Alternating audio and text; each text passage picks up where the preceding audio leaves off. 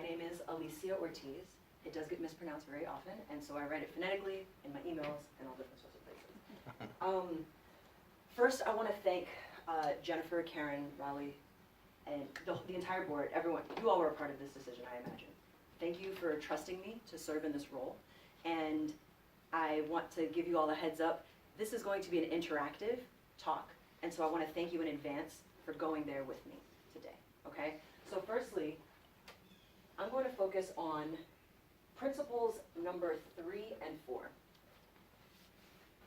I create my experiences by the activity of my thinking. Hard stop.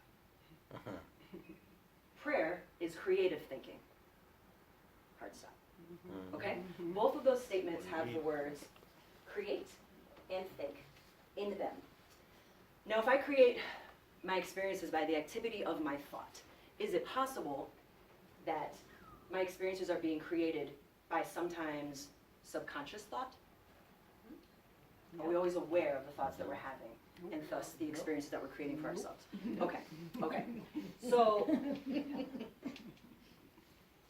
if prayer is creative thinking, that means we are often putting prayers out into the world that we may not be very aware of. Correct?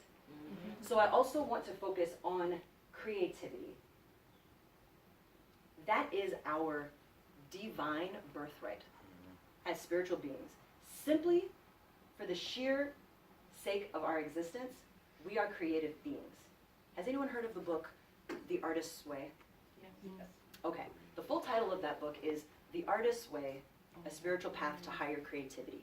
The entire theme of that book is that if we are spiritual people talking about the Creator without and the Creator within, if God is everywhere and we are everything and we are the creators, that means we are all inherently creative. And so in order to get the most in touch with our higher purpose and our highest levels of creativity and purpose on this planet, we need to be able to create our experiences with our thinking. But how do we do that if we're not always conscious of the thoughts that we're having? Well, one of those ways that has been very valuable for me, that I'm going to guide us through a short exercise today. Has anybody heard of the concept of an inner child? Oh, yeah. Another way to word that is the child within, or our subconscious child within, okay? Has anybody done that kind of work before?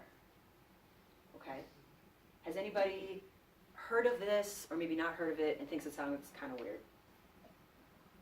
Okay, cool. So, all right, great. So everyone's going to go with me on this. I appreciate that. Firstly, We're game. all right.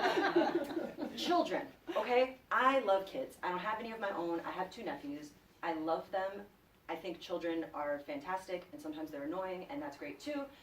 Let me ask you, what do children need to grow to be healthy, dynamic, valuable individuals in our society? What we know as adults, what do kids need in the most ideal of circumstances? Security. Love. Unconditional love. Unconditional love. Space. Space. They need to be nurtured. They need to be nurtured. Acceptance. Acceptance. To be listened to. To be listened to. To be able to play. To be able to Creatively. play creatively. Accepted. They need boundaries. To be guidance. Guidance. Lots of food. Okay. Breaks it. Okay, so what if the child's feeling lonely or scared? You know, what can we do for kids when they're feeling that way? Console them. Console them. What does consolence look like sometimes? How does that show up? A hug? What? Hugging, physical touch, Interaction. listening. Yeah. What? You play with them. Play with them. Yes. Well, they need to feel heard, and like anything they say is okay, not like, Mm-hmm. here's what you're supposed to say. Mm-hmm. Mm-hmm. So let's say a child, 6 years old, is starting to paint and comes to you. Maybe it's a friend, maybe it's your own kid, maybe it's your friend's kid, and they come to you and they say, "Oh my gosh, look at my painting," and it's awful. What do you say? What do you say to that kid though? It's awesome. This is awesome! It's great! And especially, you know, if and young people, I say child generously because I do believe we're growing into adulthood well past our teens, etc. So, but with maybe if a teenager says, "Hey, look at my painting," you might say, How might your response be then? If a teenager says, look at my painting, I'm just starting to learn how to paint. What do you think? And Good all- first try. Great. It's great. Keep at it. It's your first try. Yeah. Okay. So, there might be a difference in the way that a 6-year-old brings us, oh my God, look at my painting. And a teenager might already have that kind of internalized insecurity. Do you like it? I don't know, I just started. But either way, what are we giving them? Encouragement. Enthusiastic, especially. I think teenagers don't get enough of that. People don't know how to interact with teenagers. We feel kind of awkward. Hey, yeah, that's good. Keep it up. Keep it up. Keep trying. Even adults need that too. What? Even adults need that Exactly. too. I'm so glad you said that. So, enthusiastically, your painting's awesome. It's amazing. So now, what about if a child is stuck, like running up against, stuck on a task, running up against a wall? They have a homework assignment, they have a project, and you see them sitting there, and they're just like, I can't do it. I can't. I can't, and I don't want to. Well, what? Hey, you need to do your assignment. No. How might we interact with that child? Let's break it down in Help steps. it, right. Let's break it down. Let's break it down in steps. Let's figure out how we can do this, how we can make it manageable. Offer to help. Yeah. Empathize. Well, let's make some fun out of this. Yes. Okay. And why is it being so challenging? Why is it so challenging? Uh-huh. Yeah. Try to find out of all of it, ask them to find one thing that they love about it. Despite all the things they hate, one thing. Mhm. Tiniest little thing, what do you love about it? Mhm. And let it go from there. Yeah. Share that I've been there too, I know how you're feeling. Yeah. I'm stuck, I've been stuck. Uh-huh. Yeah, I've had to say that. My godson is 11, and I was hanging out with him and his mom. She's one of my best friends, and she was yelling at him. You know, you have to do your homework. I don't care. You should know already. And so I happened to be visiting, and I said, hey, Thank God. sit with me. No, but God love her. She does a lot. She has a lot on her plate, and I don't even blame her all the time. But I said, look, just sit up. Let's do it together. That's what I say. Let's do it together. I'll sit with you. Okay. Suddenly he sat up straight. He was paying attention. We got through the problem. And I wasn't exactly sure why he was procrastinating, what his mental block was, but it helped him come to that. So why do I bring up all of these things about children? Reason being, all of us were children at one point. And now, just because we've lived on this planet for more years, does that mean we don't have those experiences anymore? Does that mean that we suddenly are able to act in a mature adult fashion all of the time, every single day, in all of the ways? Some people don't grow up.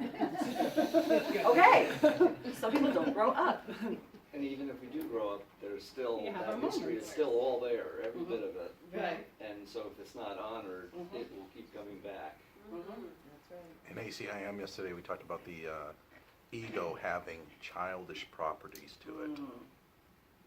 So, yeah, what are some things in society that we associate with children? Some characteristics. What do children represent? Play. Innocence, play, joy, enthusiasm, light. What else do we associate with kids? Maybe some Energetic. energetic. Maybe sometimes we're like, oh my God, Whining. this kid. Whining, No filter. no filter, Uncontrollable. uncontrollable, Yeah, tantrums, can't control their emotions, Whiny. needy, crying. Okay, so all of us have had those experiences. What are some ways that society has told us, grow up, you're not a kid anymore, you're an adult? What's the difference? How are we supposed to behave as an adult? What are some characteristics? Try to control all of those emotions. Try to control. Try to have them under control. Are we allowed to play? Oh yeah, we're allowed to play. We're allowed to play Limit. in Yeah. appropriate In ways. the appropriate way. We must have some restraint. Okay. Mm-hmm. For some people, our play and our creativity happens to also be our job, but a lot of jobs, do we feel like we're having fun while we're doing that? Okay. So, in my opinion, my inner child represents itself in my joy, in my expression. Also, my child self manifests itself in fear, in procrastination, in self-sabotaging behaviors, in destructive decisions that I've made in my relationships, whether that be family, romantic, at work. And that can happen to all of us, because that child that's metaphorically still inside of us, those experiences never really go away. And so the entire premise of inner child work in the mental, creative, having control over our minds and our experiences, in that context, the entire premise of inner child work is to relate to your metaphorical inner child with the end result of being able to pinpoint where do these emotions come from and how can I control these emotions as an adult. I don't always feel capable of controlling my emotions as an adult. However, since I've been doing inner child work, which I first started exploring, by the way, about 8 years ago, I've learned how to soothe that inner child. I've learned how to console that inner child. I've learned how to recognize if I'm procrastinating, I think, maybe this is the inner child thing happening and maybe she needs some support right now. Okay? So what I'm going to do is lead us through an exercise where I'm going to invite you to get in touch with your inner child, and I will explain what that means and how to do it. And again, I thank you in advance for being willing to explore these subconscious areas of your brains. Take one and pass it on, please. Let's start here. Yeah. You guys do paper. I'll do pens.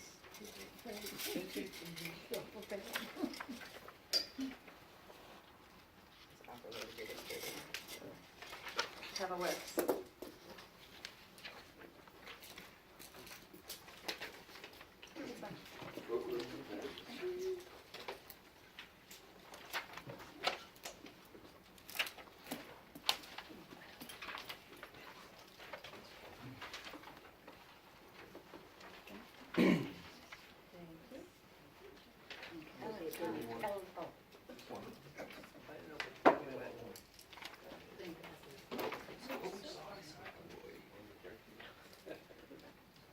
We got some pens back here. More pens, and more pens in the back. Thanks. I'll pass it down. Does everybody have a paper and a pen? Yes. Okay. So first, I want you to think of yourself as a child and pick an age. If you can't decide on an age, at least pick an age range. Maybe toddler, elementary school, preteen, teenager, or pick a very specific age. 5 years old, 15 years old, 10 years old. Okay? Write that down for me, please. What is it again? I'm sorry. I Pick an missed- age. Pick an age Any age of of a child? yourself when you were a child that we're going to work with today. And I'd like for you to write that down.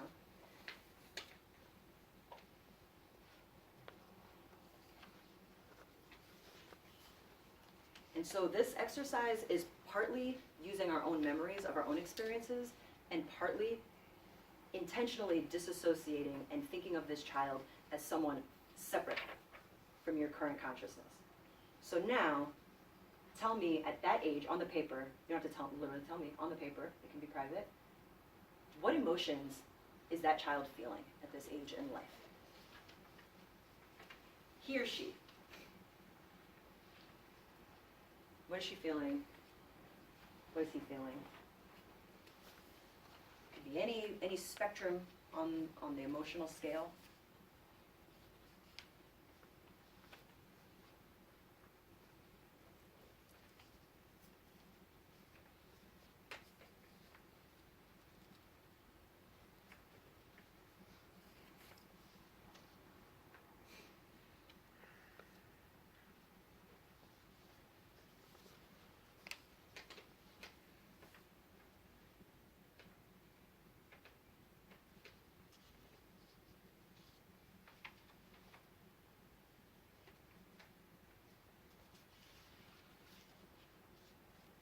Everyone had a chance to write down at least a couple of emotions? Okay, next, I want you to write 2 ways tangibly, that you will soothe this child. And I want you to write it in the form of you. I will soothe you by giving you a hug. Or I will give you words of encouragement. Or I will cheer you on. I'll be your cheerleader. Write 2 ways that you will support and encourage this child and soothe them.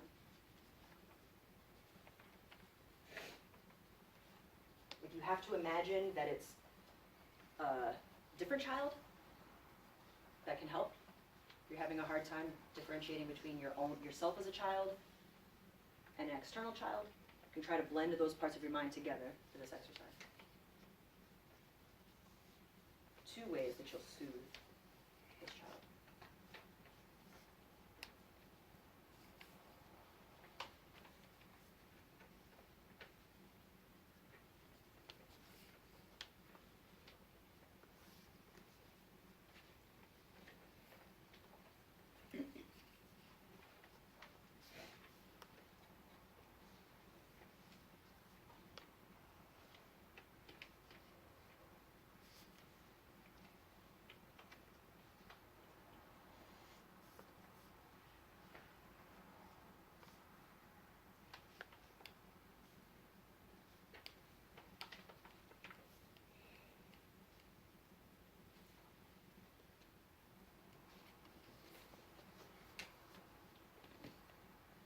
I see some folks still writing. We'll just take, a couple minutes on each one of these sections. We can keep thinking on this for about 15 or 20 more seconds.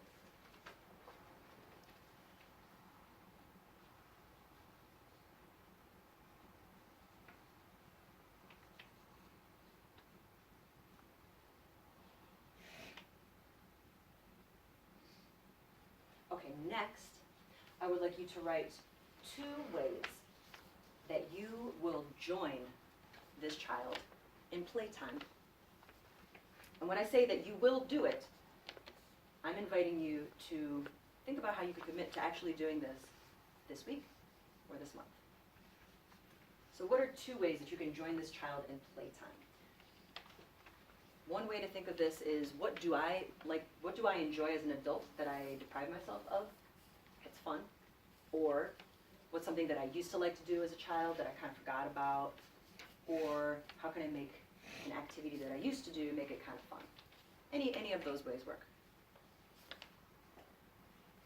And the frame of this is, hey child, I will play with you and do blank.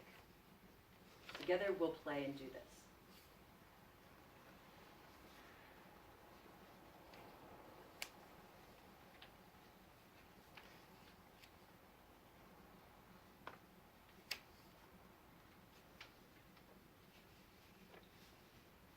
Take a few minutes to work on this one too.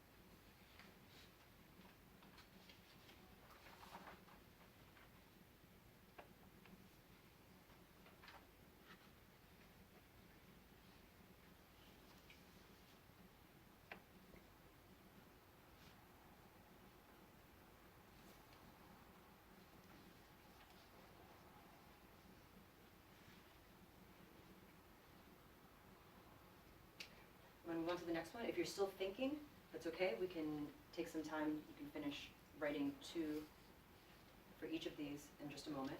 So lastly, I'd like you to write 2 ways in which you will provide loving structure and discipline or boundaries for this child. That could be any number of things from, I'll do a chore with you, and I'll figure out how to make it fun for us. chore that I don't like to do, that we don't like to do, and we'll do it together. Or it can be, I'm going to lovingly restrict your time on social media. I'm gonna lovingly make sure we get to bed at a decent time. I'm gonna make sure you get to bed. I'm gonna make sure you take care of personal hygiene. I'm gonna make sure you exercise.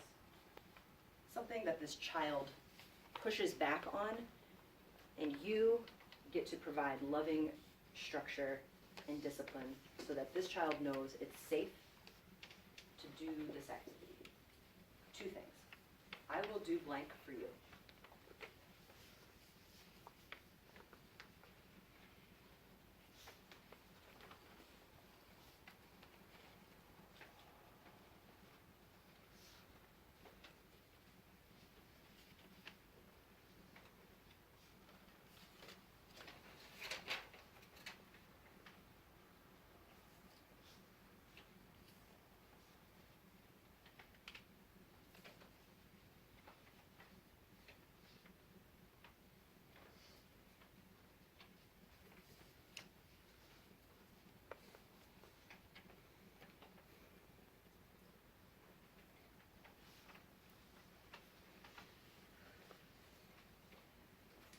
Take about one more minute just to finish up your final thoughts on any of those three. In case you need a refresher, the first one was how will you join this child in playtime? I'll play with you by doing blank. Or excuse me, how will you soothe? And then provide loving structure and discipline.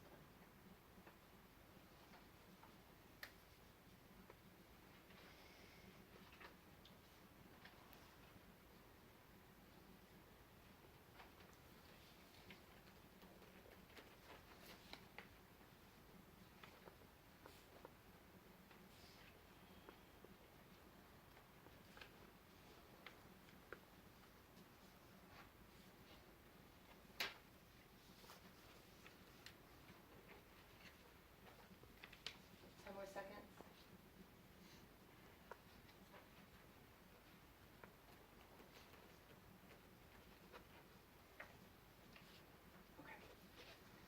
Okay. You can continue thinking about these things. I'm just going to ask if you're still writing, that part of your attention can maybe just be back up here.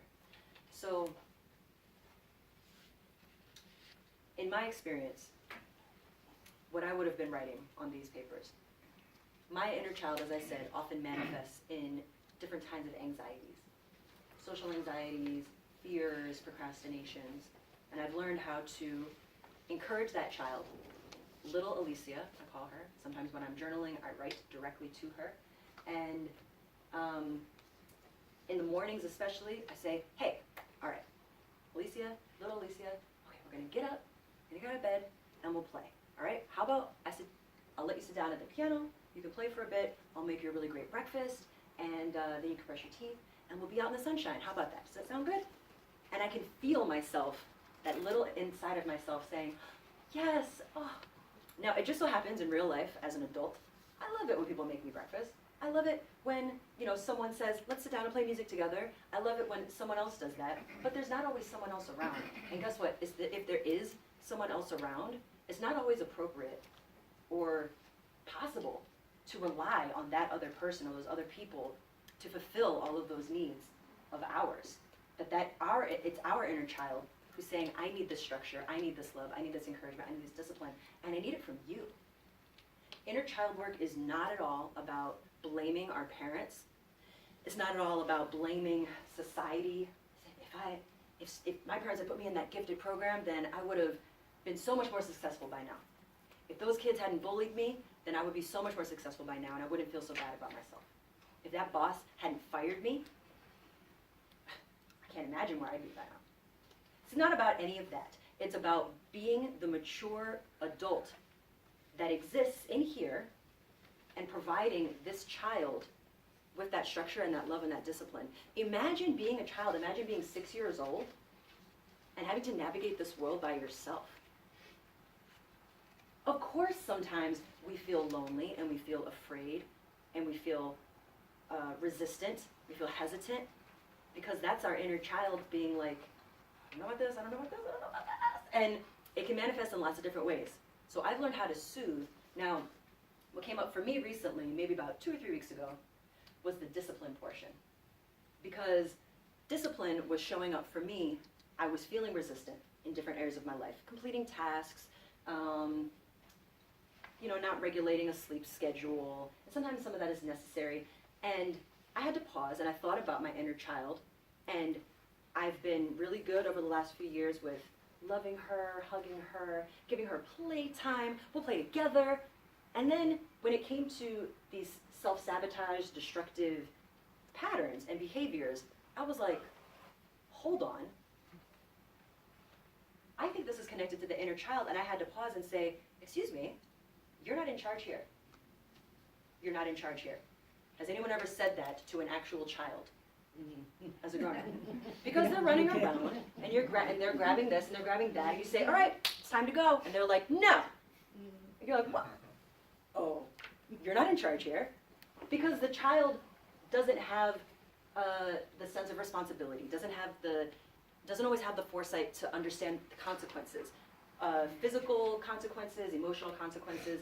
And so, it's a beautiful thing. They have play without bounds. And that's great. But it's our role to give them structure and to be able to do that safely. And sometimes it's not always safe for us psychologically to make the decisions that we're making, to endlessly scroll online for hours and hours till your brain feels like mush. I've done it. To stay up too late so that I feel exhausted and I can't be productive the next day. I've done it. To not say some very nice things to somebody because I was angry and I didn't really care about choosing my words carefully in that moment. I've done it. And that was all a manifestation of this inner child. And so I've learned this discipline piece is especially important. And it came up in a conversation with another friend of mine who does this work as well. And his therapist said to him, you gotta send your child to bed. You gotta get to bed on time. And it's hard as a grown-up, like I'm responsible for me and I don't have any parents and I don't have, I can just like run and do whatever I want at any time I want and just be free. But that has consequences, right? And so I'll have to say, all right, get up, turn the computer off, let's go brush our teeth, let's tuck you into bed, whatever. All these things that would help a child feel safe and secure. I'm starting to learn how to do that piece as well. Send your child to bed. Tell them to get off the computer. Tell them to get off the phones. And that structure is so helpful.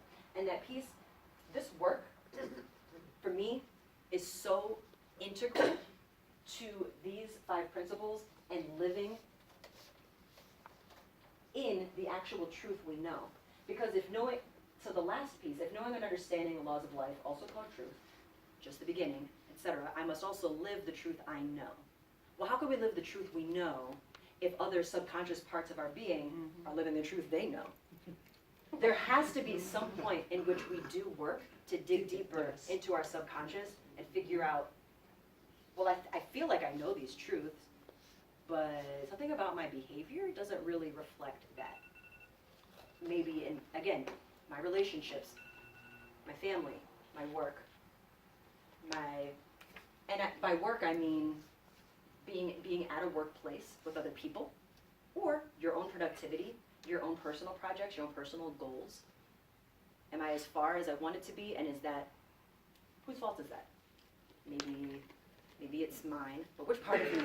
Is it this little part of me that was like, I'm gonna hold you back, I'm gonna self-sabotage. And why? What's that fear? How can I soothe this inner child so that she doesn't feel so scared and she knows that she can make these steps?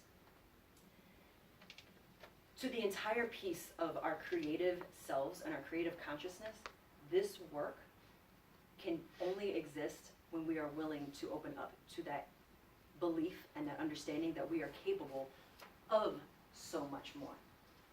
We have the ability to be creative. If every single person on this planet was given the space at all ages to be as fully creative without the confines of income and bills and work and family and stress, etc., we were able to create the ways that we were meant to create. Imagine how this world could be. And creativity can exist in so many ways, from music to just observing art, all of these things. So I want you to, in closing, in thinking about this child you just wrote about, please keep these papers and continue. I really invite you to actually do some of these things with your inner child this week. I want you to repeat after me, speaking to this child. I am here to protect you. I am here to protect you. I'm here to cheer you on. I'm here to cheer you on. I'm here to keep you safe. I'm here to keep you safe. I'm here to hold you accountable. I'm here to hold you accountable. I'm here to play with you. I'm here to play with you. And I'm here to love you. And I'm here to love you. Please continue saying this to your inner child self and feel the differences in your body and your consciousness and how creating our experiences by the activity of our thinking really does truly involve that inner child as well. Thank you. Thank you.